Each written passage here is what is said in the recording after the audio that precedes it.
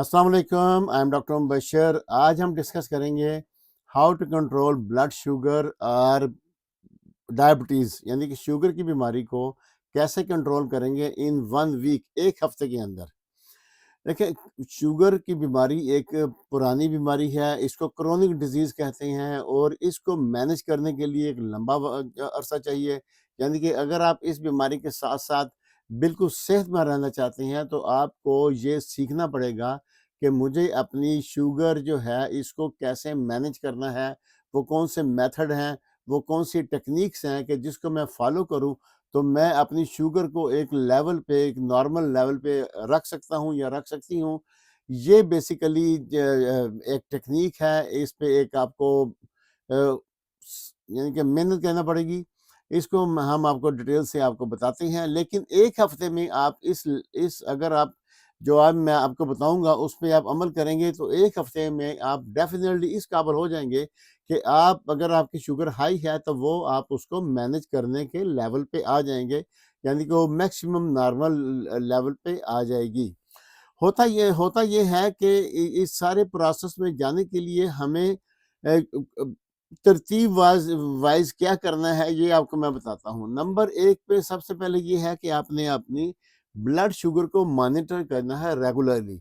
Monitor कैसे करेंगे कि आपने एक कॉपी लेनी है, उसके ऊपर आपने चार्ट बनाए और चार्ट बना के फिर आप उस पे लिखेंगे कि जिस वक़्त आपने शुगर चेक करनी है, रोज़ाना करनी है, 2 दिन बाद, 3 दिन बाद, जब भी आपने शुगर चेक करनी है, इसको खाली पेट चेक करना है या नाश्ते के बाद चेक करना है, तो आपने वो लिखना है कि खाली पेट नाश्ते से पहले मैंने शुगर चेक की और ये टाइम था 4 बजे, 5 बजे, 6 बजे। वो आप लिखेंगे और उसके बाद फिर आप लिखेंगे नाश्ता क्या किया, उसमें आपने अंडा इस्तेमाल किया, स्लाइस इस्तेमाल किए हैं, पराठा लिया है, नान इस्तेमाल किया, चने, रोटी जो भी आपने खाया है वो उसकी डिटेल लिखेंगे और खाने के नाश्ते के 2 घंटे बाद दोबारा शुगर चेक करेंगे। फिर वो लिखेंगे कि 2 घंटे बाद जब शुगर चेक की है तो वो कितनी आई है। ये आपको एक चार्ट बनाना होगा।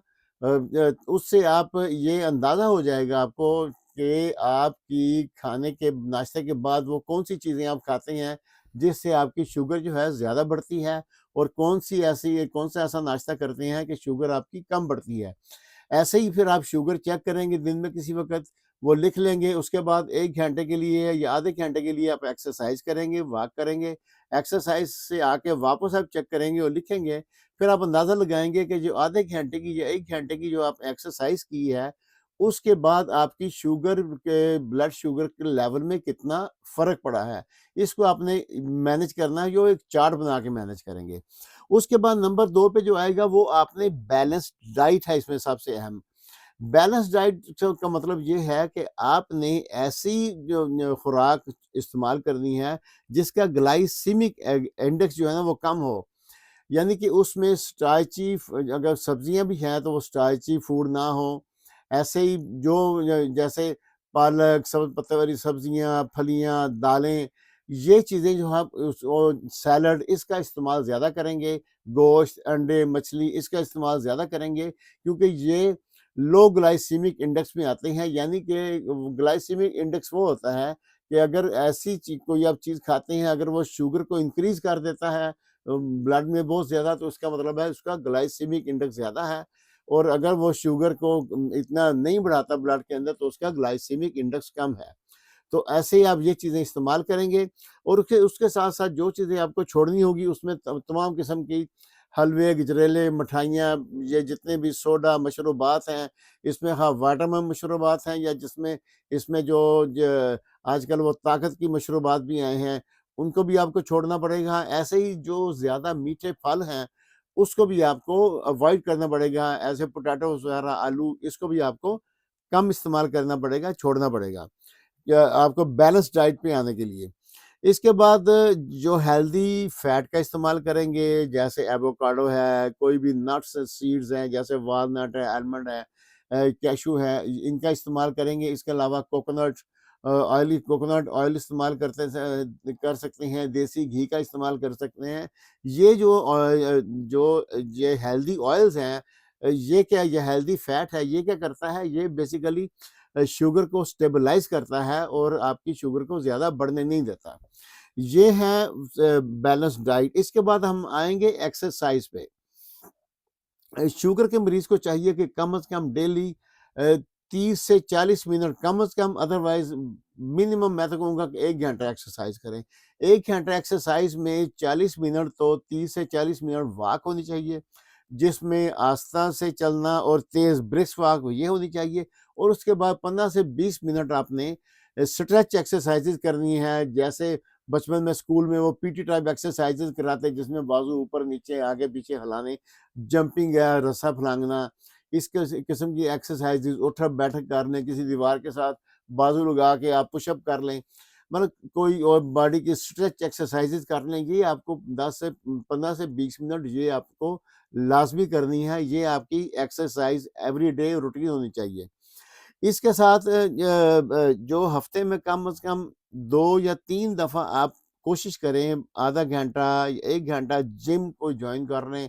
जिम नहीं है तो घर में कोई आपके पास डंबल वगैरह या कोई वेट होना चाहिए, ताकि जिसके आप वो डंबल यूज़ कर सकें या आपकी टाँगों की एक्सरसाइज़ करें, क्योंकि स्ट्रेंथिंग जो एज के साथ-साथ बाजुओं और अपर बॉडी और टाँगों को लाज़मी मज़बूत करना चाहिए, क्योंकि अगर हम इसके पट्टे इसको अगर एक्सरसाइज नहीं करेंगे तो हमारी टाँगों के पट्टे एज के साथ-साथ कमज़ोर होते जाते हैं, तो वो फिर ओल्ड एज में आपको चलने-फिरने में, अपना बैलेंस कायम रखने में ये प्रॉब्लम होगी, इसमें तंगी होगी। इसलिए एक्सरसाइज़ बहुत लाज़मी है। एक्सरसाइज़ का ये फ़ायदा होगा कि ये जो इंसुलिन है उसको ज़्यादा एफ़िशिएंट करते हैं। जो इंसुलिन जिन सेल्स पे इंसुलिन काम करती है, ये ज़्यादा एफ़िशिएंटली वो रिस्पॉन्ड करती हैं उसको, और जो इंसुलिन रेज़िस्टेंस वग़ैरह आ जाता है शुगर से की वजह से, वो उससे आपको आस्ता-आस्ता उससे आपको छुटकारा हो जाएगा। इसलिए एक्सरसाइज़ भी, everyday exercise is one of the most important part of the ये सारे जो टेक्निक्स बता रहे हैं उसका।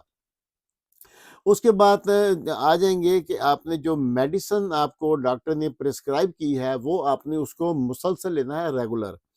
वो अगर आप टैबलेट की फ़ॉर्म लेते हैं वो भी, और अगर इंसुलिन इस्तेमाल कर रहे हैं वो भी, वो आपने जैसे आपके डॉक्टर ने बताया है और जिस टाइम पे बताया है उसी टाइम पे आपने लेना है, और कोशिश करें जो डोज़ उसने दी है उसको स्किप ना करें। मुसलसल आप मेडिसिन इस्तेमाल करें, और कम से कम हर 3 माह बाद लाज़मी अपने डॉक्टर को दोबारा चेक करवाएँ, और अपनी वो आपकी शुगर भी चेक करेगा, ओवरऑल आपकी हेल्थ को इवैल्यूएट करेगा। फिर उससे अंदाज़ा हो जाएगा कि आया कि शुगर की बीमारी आपकी कंट्रोल में जा रही है या ख़राब कर रही है आपको। इसलिए regular checkup minimum 3 to 6 month में आपको एक दफ़ा लाज़मी अपने डॉक्टर को चेक करवाना चाहिए। इसके बाद जो अगली चीज़ आएगी वो है कि कैसे आप अपने स्ट्रेस को कैसे कम करना है। स्ट्रेस को रिड्यूस करें। स्ट्रेस को रिड्यूस करने के लिए बहुत सारी रिलैक्सिंग एक्सरसाइज़ेज़ हैं, रिलैक्सिंग टेक्निक्स हैं, उसको आप फ़ॉलो कर सकते हैं। इसके जैसे लंबे-लंबे साँस लेना, योगा वगैरह करना, या दूसरी मेडिटेशन, उसको आप फ़ॉलो कर सकते हैं। इसके साथ-साथ आपको टाइम पे सोना, कम से कम 7 से 9 घंटे डीप स्लीप, अच्छी नींद का आना। ये अच्छी नींद का आना, इससे ये होगा कि आपका कार्टिसोल लेवल नीचे आएगा, और स्ट्रेस हार्मोन, उसकी वजह से आप रिलैक्स होंगे, और ओवरऑल आप काफ़ी अपने आप को हल्का-फुल्का महसूस करेंगे। इसके बाद अगली चीज़ जो है वो है कि जो लोग अल्कोहल का इस्तेमाल करते हैं, यानी शराब पीते हैं वो, या जो सिगरेट पीते हैं, उनको उनके लिए है वो ये है कि अल्कोहल का इस्तेमाल, अल्कोहल जो है ये शुगर को बहुत स्पीड से बढ़ाती है। इसलिए जो लोग अल्कोहल यूज़ करते हैं उनका लिवर भी डैमेज हो जाता है, और किडनी भी अक्सर उनके डैमेज हो जाते हैं। इसलिए उनसे तो है कि इसको छोड़ दें, इससे अपनी जान छुड़ाएँ, और स्मोकर्स को भी चाहिए कि सिगरेट छोड़ दें। अगर नहीं छोड़ सकते तो सिगरेट को लाज़मी कम करें। सिगरेट बेसिकली जो डायबिटीज़ की कॉम्प्लिकेशंस होती हैं, ये उसमें इज़ाफ़ा करती है, उसको एग्रेवेट करती है, इसलिए स्मोकिंग को भी कम करना चाहिए। अब इसके बाद फिर अगली चीज़ जो आखिरी है वो ये है कि अब आप लोग को ने ये आपको बता दिए जो ये 5-6 पॉइंट हैं। अब आपने इसे ट्रैक करना है। ट्रैक कैसे करना है? ये जो आपने पहले चार्ट बनाया है, इसको पूरा 1 हफ़्ते आपने चार्ट बनाया, और 1 हफ़्ते के बाद फिर इसको इवैल्यूएट करेंगे कि आया कि मैंने शुगर इस वक़्त चेक की थी सुबह, और उसके बाद मैंने फ़लाँ चीज़ का नाश्ता किया था, उसके बाद मैंने चेक की थी, इतनी थी। ऐसे मैंने एक्सरसाइज़ से पहले चेक की इतनी, बाद में इतनी, और कौन-सी मैंने डाइट इस्तेमाल की है, और ये हमने एक्सरसाइज़, जो भी आपने एक्सरसाइज़ प्लान, डाइट मुकम्मल आप लिखेंगे। और 1 हफ्ते बाद ओवरऑल आपको अपनी अपना खुद से पता चल जाएगा, आपका जिस्म खुद आपको बताएगा कि आप अपने पहले से अपने आप को बेहतर महसूस कर रहे हैं कि नहीं। आप लाज़मी इस तमाम प्रोग्राम को फ़ॉलो करें, और उसके बाद आपने कमेंट्स में बताना है कि आया कि इससे आपको कितना फ़ायदा हुआ। It's all for today. Thanks for watching. See you in the next video.